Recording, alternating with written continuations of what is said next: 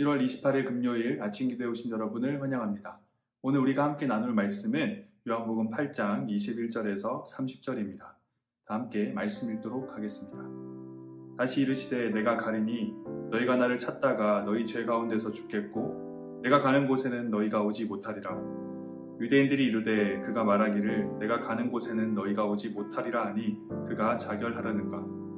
예수께서 이르시되 너희는 아래에서 났고 나는 위에서 났으며 너희는 이 세상에 속하였고 나는 이 세상에 속하지 아니하였느니라. 그러므로 내가 너희에게 말하기를 너희가 너희 죄 가운데서 죽으리라 하였노라. 너희가 만일 내가 그인 줄 믿지 아니하면 너희 죄 가운데서 죽으리라. 그들이 말하되 내가 누구냐? 예수께서 이르시되 나는 처음부터 너희에게 말하여 온 자니라. 내가 너희에게 대하여 말하고 판단할 것이 많으나 나를 보내시니가 참되심에 내가 그에게 들은 그것을 세상에 말하노라 하시되 그들은 아버지를 가리켜 말씀하신 줄을 깨닫지 못하더라. 이에 예수께서 이르시되 너희가 임자를 든 후에 내가 그인 줄 알고 또 내가 스스로 아무것도 하지 아니하고 오직 아버지께서 가르치신 대로 이런 것을 말하는 줄도 알리라. 나를 보내시니가 나와 함께 하시도다. 나는 항상 그가 기뻐하시는 일을 행함으로 나를 혼자 두지 아니하셨느니라. 이 말씀을 하심에 많은 사람이 믿더라. 아멘. 나는 세상의 빛이다 라고 말씀하신 예수님께서는 내가 가는 곳에 대한 이야기로 말씀을 이어가십니다. 21절입니다. 다시 이르시되 내가 가리니 너희가 나를 찾다가 너희 죄 가운데서 죽겠고 내가 가는 곳에는 너희가 오지 못하리라. 그러자 예수님의 주변에 있던 유대인들은 예수님이 자결하려는가 하는 생각을 하게 됩니다. 예수님께서 가실 것이라 말씀하신 곳은 어디일까요? 뒤이어지는 말씀을 살펴보겠습니다. 23절에서 예수님은 자신의 주변에 있던 유대인들과 자기 자신을 비교하십니다. 너희는 아래에서 났고 나는 위에서 났다.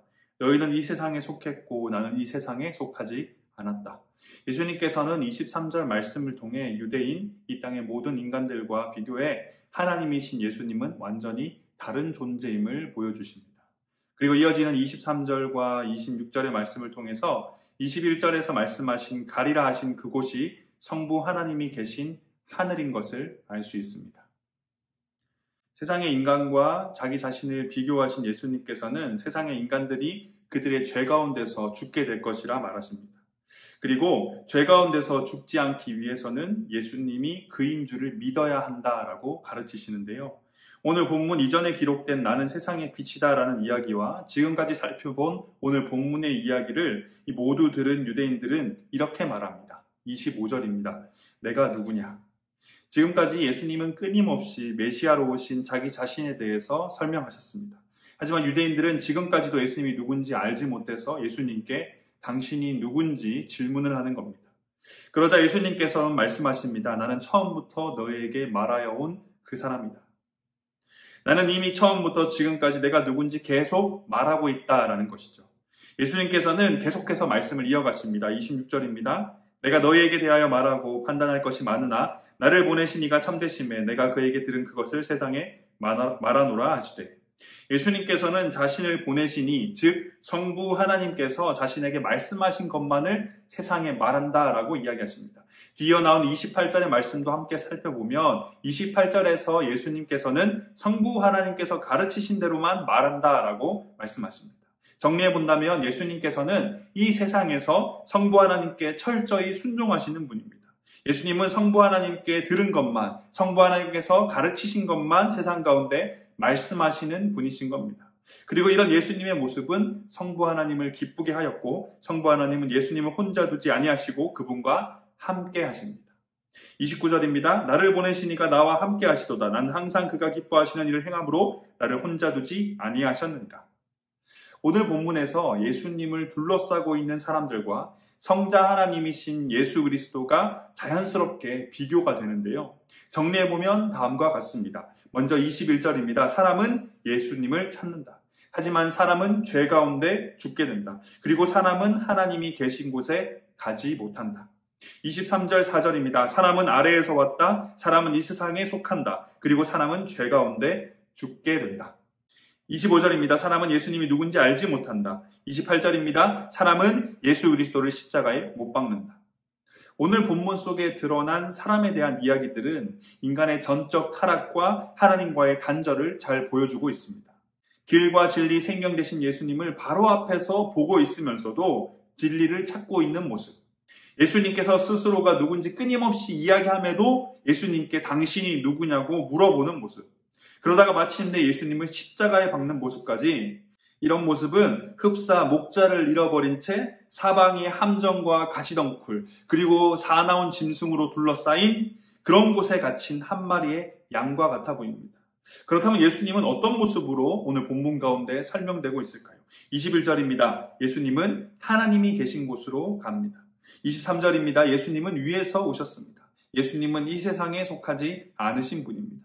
24절에 보니까요, 예수님은 바로 메시아입니다. 26절에는 예수님은 성부 하나님께 들은 것을 세상에 말씀하시는 분입니다. 28절입니다. 예수님은 성부 하나님께서 가르친 대로 말씀하시는 분입니다. 29절입니다. 예수님은 항상 성부 하나님께서 기뻐하시는 일만 행하시며 언제나 성부 하나님과 함께 하시는 분입니다.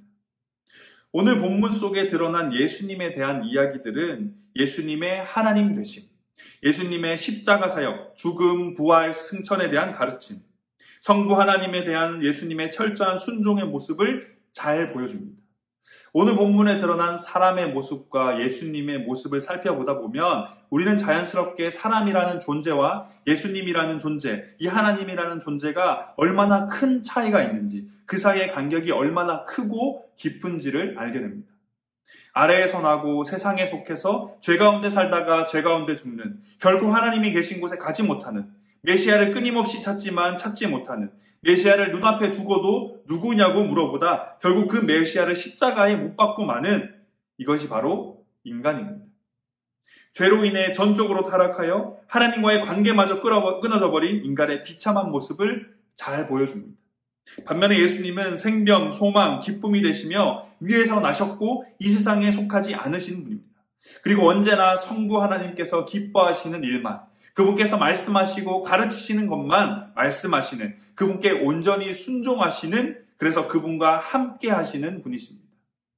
이런 예수님께서 직접 사람의 몸으로 입고 이 땅에 오셨습니다. 21절의 말씀과 같이 그를 찾다가 찾지 못하고 죄 가운데서 죽고 마는, 생명, 소망, 기쁨을 찾으려고 애쓰지만 결코 찾지 못하는 우리에게 예수 그리스도께서 찾아오셨습니다. 그분은 자신에 대한 끊임없는 오해와 모욕과 무지함에도 멈추지 않으시고 25절의 말씀과 같이 자기 자신을 끊임없이 드러내 보여주셨습니다. 성부 하나님의 뜻에 철저히 순종하시며 이 땅의 죄인들에게, 목자를 잃고 방황하고 있는 자들에게 십자가의 사역으로 생명을 주시기 위해 오신 것입니다. 오늘 본문 속에서 예수님께서 원하시는 단 한 가지는 바로 믿는 것입니다. 너희가 만일 내가 그인 줄 믿지 아니하면 너희 죄 가운데서 죽으리라. 다시 말해, 내가 그인 줄 믿으면, 내가 메시아인 것을 믿으면, 그러면 너희가 죄 가운데 죽지 않고 주 안에서 살리라 라고 말씀하시는 겁니다. 나를 믿으라. 내가 메시아임을 믿으라. 이것이 오늘 본문에서 예수님께서 요청하신 단 한 가지입니다. 예수님과는 전혀 다른 모습으로 아래에서 나서 세상에 속한 채 죄 가운데 살다가 죄 가운데 죽는, 하나님의 뜻과는 정반대로 그분께 어떤 순종함도 없던 우리에게 예수님께서는 믿음을 요구하십니다.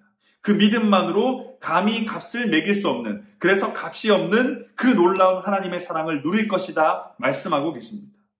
믿음이 없던 예수님의 주변의 유대인들은 그들이 그토록 찾던 메시아를 눈앞에 두고도 메시아를 찾았습니다.